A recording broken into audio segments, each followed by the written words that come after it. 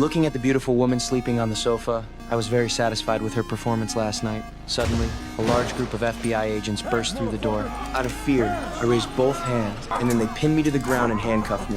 It turned out to be a joint arrest by the FBI and DEA. They searched my house and found large quantities of contraband and cash, and then discovered 2 AK-47s. They told me I would face criminal charges and that no amount of money could secure bail, but I didn't care at all and gave her a contemptuous smile. Although they sent me to prison, I knew that my father, being a police officer, would soon get me out of there. However, what I didn't expect was that my father actually compromised with the prosecutor for his own interests. Because of my illegal possession of contraband and heavy weapons, I could potentially face life imprisonment. But my father told me not to worry. He had already reached an agreement with the prosecutor. As long as I chose to plead guilty in court, the prosecutor would fight for a 5-year sentence reduction, and if I behaved well in prison, I could be out in 2 years.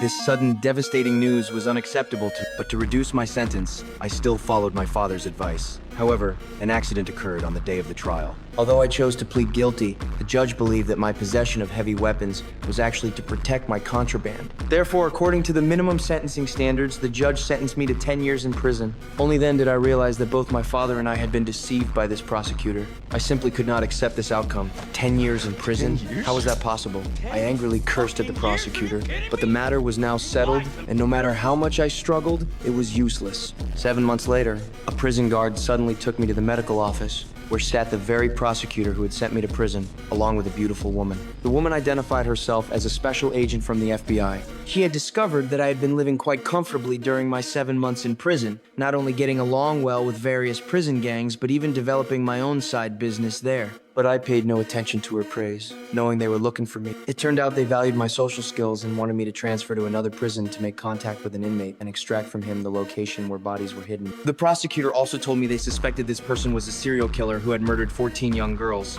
but they had only found one victim's body. To convict this criminal, they needed to find all the remaining bodies. If I could help them solve this serial murder case, they could apply to have my remaining sentence of 9 years and 3 months commuted. Faced with such enormous temptation, I thought for a moment but still refused their proposal, because I had already been deceived by this prosecutor once and didn't know if there were other traps involved. The female agent hoped I would cherish this opportunity and left the killer's file on the table before leaving. The next day during visitation, I told my father about the undercover sentence reduction offer. Unexpectedly, my father directly told me to abandon this idea because that prison housed a group of psychopaths, and he was worried that if I couldn't complete the mission, what awaited me would be endless revenge from the killer. My father then told me not to overthink it and that he would find a way to get me out. But unexpectedly, an accident occurred. I learned from my stepmother that my father had fallen seriously ill because of my situation and could no longer take care of himself. He might not live to see the day I was released from prison. Back in my cell, the female agent's parting words kept echoing in my mind. Thinking that my father might not live more than 3 years,